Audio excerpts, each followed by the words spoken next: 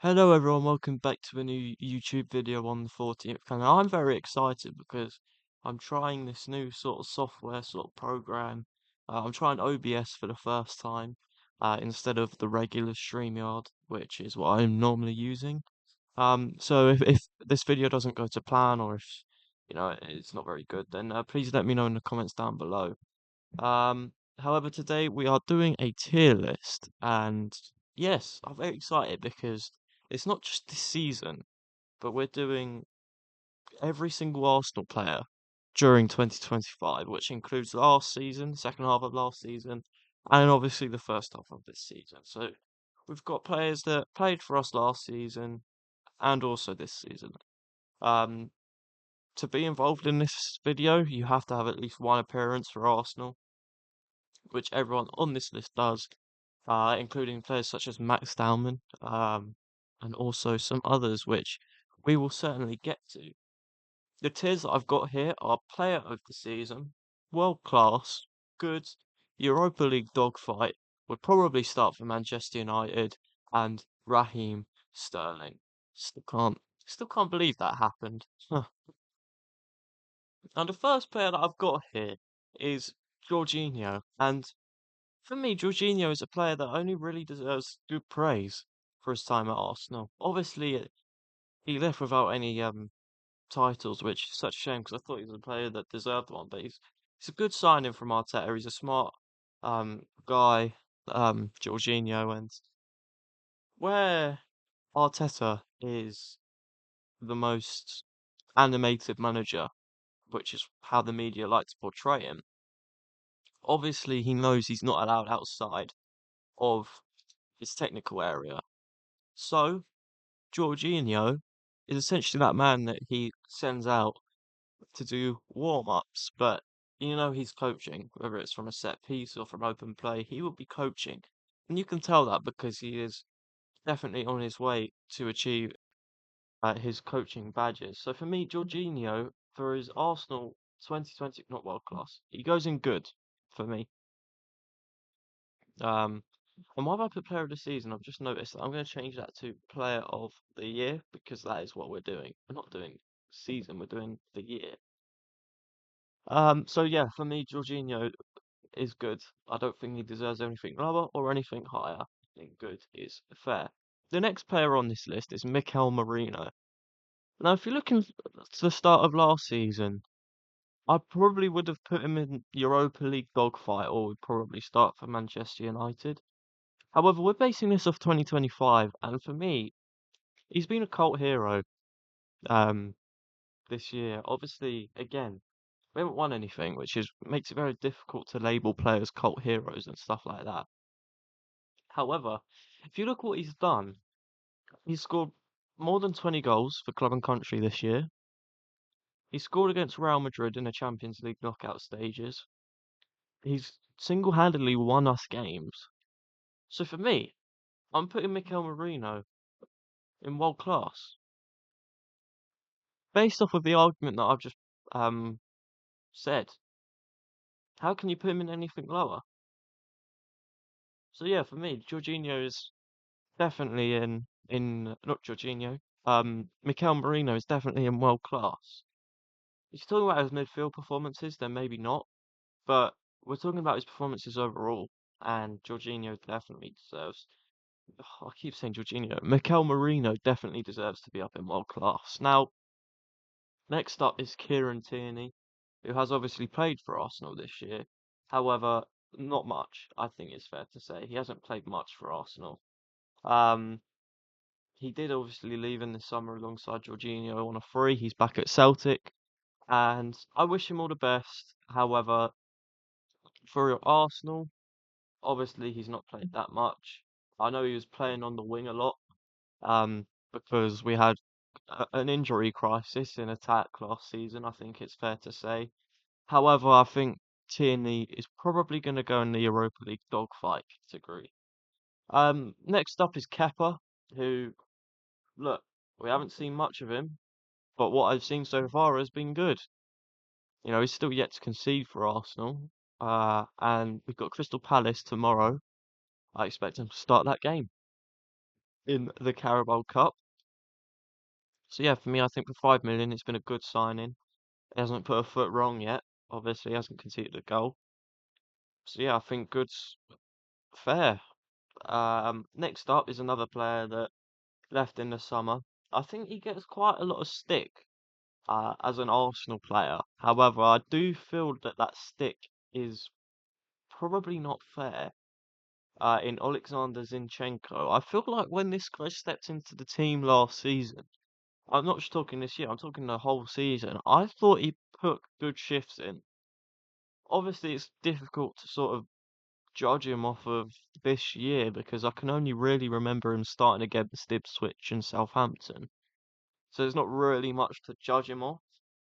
However, I think it's only fair to put him in the same category as Kieran Tierney in Europa League dogfight. So yeah, I'm gonna put him in that category. Next up, Ben White. I'm actually gonna make a new category here. Add row below. Because I think it's Ben White's and a couple other players on this list. It's really unfair to judge them. Because they've just been injured. So I'm just gonna call this one hospital bed because I feel it's really unfair to sort of judge them this year on um their performances because they've been injured so much. So Ben White, hopefully in 2026 he can play more games for Arsenal. However, but if we're basing it off of this year, I don't think you can rate Ben White's performances, and I'm just going to move it down a little bit. Um, yeah, as I said, this is completely new to me. I hope this is all right. Um, I'm probably gonna have to sort of change things up halfway through the video. Next up, Gabriel Jesus, same as Ben White. Been injured all year. You can't really sort of rate him, I suppose, based off of what he's played. However, he's come back into the team recently. And off the bench, he's looked good. He's looked sharp, which is great to see for Gabriel Jesus. Up next, though, is the first new boy, the first man that joined us in the summer, Noni Madueke. Um, signed from Chelsea, obviously, and I think it's been a hit so far. I think when he's come into the team, he's played really well. And for me, I think he has been good so far. I don't think it's fair to put him in Europa League dogfight because I'm looking at especially his performance against Club Brugge where he got a brace of goals, which I thought was a matter of time really for Madueke to really start scoring goals. Obviously he did it against Bayern Munich as well. If you look at his Premier League numbers and yeah, if you're looking at his Premier League performances, you could probably put him in Europa League dogfight. However, I think that would be unfair on Noni Madueke, considering, he is just electric. Very unique. I don't really have anyone else like him in the squad. Ethan Nwaneri, I think this is really difficult. Ethan Nwaneri. I thought he was superb last season when called upon. It's just this season he's not played, so it's really difficult to judge him. He's made what, one start all season, two starts all season. Um, So I'm very much basing this off of last season's performance. It's the first half of the year. And for me, based off that, I think he goes in good. At age 17, 18, he came into the team and he looked like he'd been there for 5, 6 years. And I look at his goal against Girona, look at his goal against Manchester City, uh, his goal against Brighton in the Cup recently. He's a player for big moments and big occasions. So for me, he goes in good. Um, Max Dallman's next, and again, it's really difficult to sort of rate him. Again, he's 15 years old as well, 16 in a couple of weeks. But yeah, it's really difficult to sort of rate Max Dallman based off of what he's played. But if we're gonna do off what he's actually played for Arsenal, I was there at the game when we played Brighton in the cup, and this guy was superb. He got the whole crowd out of their seats every time he got the ball. So for me, I'm gonna put him in good. I'm gonna put him in good. However, it's probably a bit harsh because we need to see more. Up next is Kai Havertz. Now, as you can tell, I have changed it up. I hope that is easier for you lot to see. Kai Havertz is another one who has been injured all year, and it is very difficult to rate him. So he is the third and I think final player that I am putting in hospital bed alongside Jesus and Ben White. Again, I really hope that these three players can get the minutes that they deserve and the performances that they deserve as well, and the appreciation um, for from the fans because all three of them are brilliant players and yeah, hopefully 2026 can bring good things from them. Now, Eberechi Eze. If we're basing this off the whole year and his time at Crystal Palace, I want to put him in world class. However, I think if we're going to do that, then Noni Madueke has to drop down a couple of spots. And yeah, so I think we're going to base this off his time at Arsenal. Now, you could make the argument that he deserves world class for the hat trick against Tottenham alone. And that just proves that he is a brilliant, brilliant footballer. However, I just think he's been inconsistent. So for that, I'm going to put him in good. I don't think he's been world class on a consistent basis. Well, for the world class, I don't think many of these players have been world class. But I think on the consistent basis, if he can improve his performances from a consistency point of view, then yeah, he will be up there by the end of the season. Miles Lewis Skelly is the next one. And again, it's difficult because he's barely played this season, so we're going to have to base it a lot off of last season.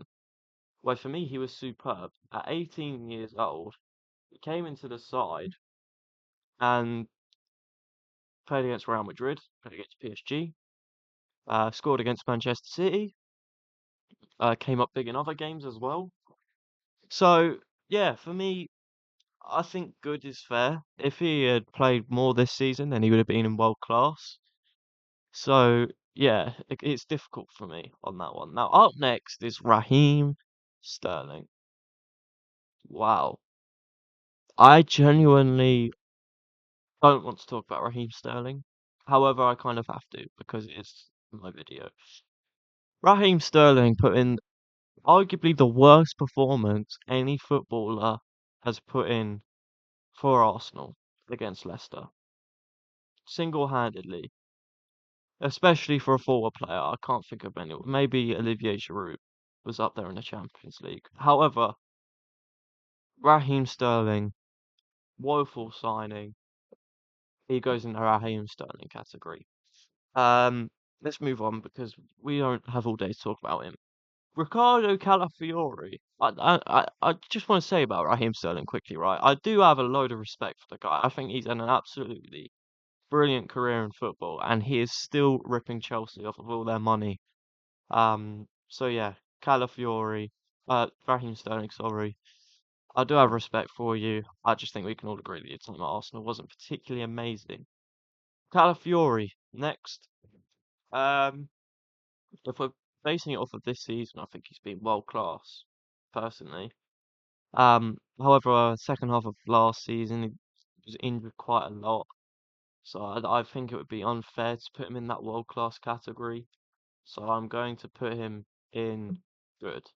I think that's fair.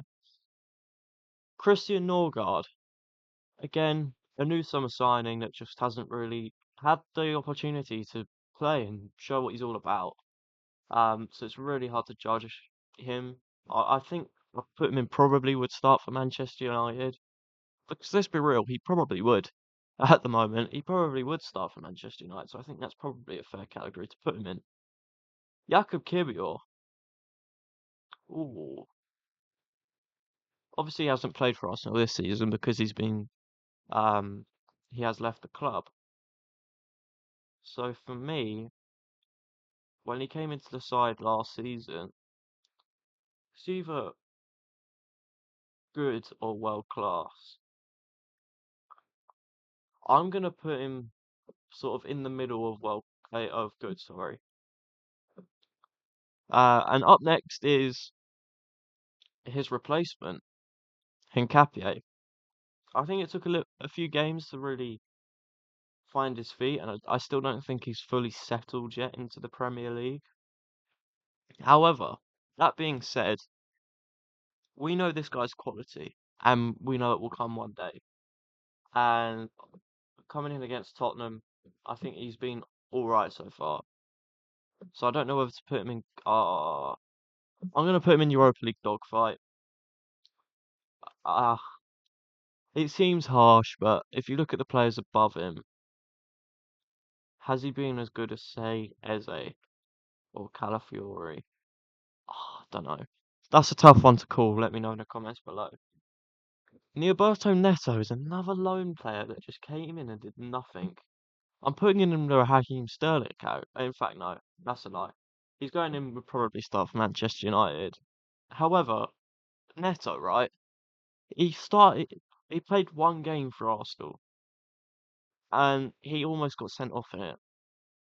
He tried making a save when he was outside his own penalty area. How can he go in anything above would start for Manchester United? So yeah, two players there that would probably start for Manchester United so far. Jurian Timber, definitely a contender for Player of the Year. So I'm going to put him up there for now. I think we'll put the contenders up there, and then we will pick one out at the end of the video. I think that's fair because there are quite a few here that are definite contenders. Let's go with Butler or Yadeji next. We haven't seen him play. He picked up a few minutes in the Champions League and then came on against Ipswich when we were 4-0 up, 3-0 up. So, yeah, I think we'll probably start for Manchester United. It's probably a fair category to put him in. Um, David Raya, another contender for Player of the Year for me. I'm just going to put him up there, and again, we'll have a chat at the end of the video. Martin Zubimendi. Ooh, that's an interesting one, actually. I think it took him a few games to convince me that he was, like, quality. Um, Took him a little while to showcase that. For me personally, I know with a lot of other fans, he had already proved, his quality. However, however, I think I'm gonna put him in good. I think I'm gonna put him in good. Uh, Give me 2 seconds. I think good's probably fair for Martin Zubimendi at the moment. At the end of the season, maybe if we look to redo this, he goes in world class. But I think good for now is fair. Gabriel Martinelli, yeah, if we're talking about the Champions League, he's been superb. However, overall, he's probably going to go. He'd probably be going in here if we weren't looking at the Champions League. But overall, I think Europa League dogfight. I think he's definitely dipped. I think he is dipping every year. But what saves him is his Champions League record: 5 goals in 5 games this season, and he scored at the Bernabeu last season. So yeah, I think Europa League dogfight for Martinelli. Christian Mosquera. I think if we're putting Kiwior in good, Mosquera goes in good as well. I think he's come in, and when he has come in, he's looked good. He's made a few sort of rash decisions, but you can expect that. The kid's 21 years old. Um, so yeah, I think good is fair. Leandro Trossard. I want to talk about Leandro Trossard next. I think this guy, alongside Mikel Merino, has actually been probably that definitely shouts of being Player of the Year, but I just don't think they are. Like, I think it would be absolutely mental to put Trossard in the Player of the Year shouts, if we weren't putting Mikel Merino in them. So for me, I think Trossard goes into the world class category. Um, Gabriel Magalhaes. I think this is easy, right? He's at least a contender. At least a contender. William Saliba, I think, has been exceptional this year. However, I don't think he is a contender for Player of the Year because there's so much quality in this squad. I don't know if William Saliba makes the shout, which is mental to say because He's arguably one of the best centre backs in the world. But I'm going to put him in world class because I think Gabriel's had a better year than him.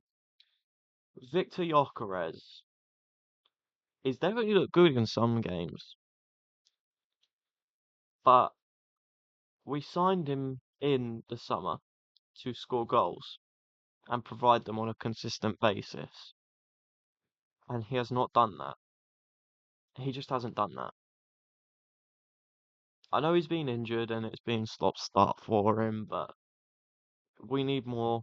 Maybe towards the end of the season, he goes up, maybe even to the world class category. But for now, I'm gonna put him in Europa League dogfight.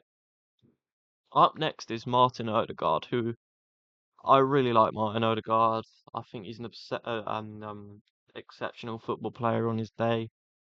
However, it's the same argument that I can make with Eze on this one. Consistency. I just don't think it's been there this year. Again, picked up quite a few injuries towards the start of this season and last season as well. I think he picked up a couple of knocks as well. So for me, I'm probably going to put him in either good or Europa League dogfight. I'm going to put him towards the end of good. Is that harsh? Let's just say he's in good. Let's just say he's in good. Up next is Bukayo Saka and Declan Rice, and I'm just going to put both of these guys in Player of the Year nominations. So that is that. We now need to pick one of these five to go into the Player of the Year category. The rest of them are obviously going to go into world class. I can't go in anything lower. So it leaves Jurriën Timber, David Raya, Gabriel Magalhaes, Bukayo Saka, and Declan Rice. Now, when I first initially thought of this video, there was only really one name that stood out to me, and that was Declan Rice. However, putting this list together, it's made me realise how close this actually is and how much quality is in this squad. So, for me, I think it's harsh on Gabriel because he has been injured quite a lot. So I'm going to drop him down. And I think I'm going to make that same argument for Saka. I think they've both been absolutely brilliant this year. But it's that fitness problem, isn't it? I just think they've spent a little bit too much on the sidelines for me to put them in Player of the Year. Because we need consistent performers. And that is where it leaves us with these three. Jurriën Timber, David Raya, and Declan Rice. As I said, I thought Declan Rice was going to take this without debate. However, I think this is a lot harder than I thought it would be. I am quite tempted to just leave it there and call it as a vote for you guys, but I want to give my opinion on who I think has been Arsenal's best player this year in 2025. Oh, it's really difficult. I want to. I'm just gonna say it. I think it's between Jurriën Timber and Declan Rice. And if we're putting it between those two, I just want to look at the Real Madrid games last year. I know I'm singling out performances, but Jurriën Timber was absolutely incredible. But if you look at both legs, who won man of the match in both of those games? It was Declan Rice. Who has been. I think he was also the highest ranked Arsenal player in the Ballon d'Or list. Could be wrong, but I think he was. Um, so yeah, I think Declan Rice has probably been Arsenal's best player of the year. And that is my list. Guys, let me know what you think of my list in the comments down below. I do really appreciate you watching this video. If you've made it to the end, please make sure to like the video and subscribe on your way out so you don't miss more of these. And yes, thank you all so much for watching. As I say, I really do appreciate it. And as I said, this is completely new to me. This software that I'm using, so patience is key, I suppose. If it's not perfect this time, I can guarantee it will be next. Thank you all very much for watching, and I'll see you in the next one.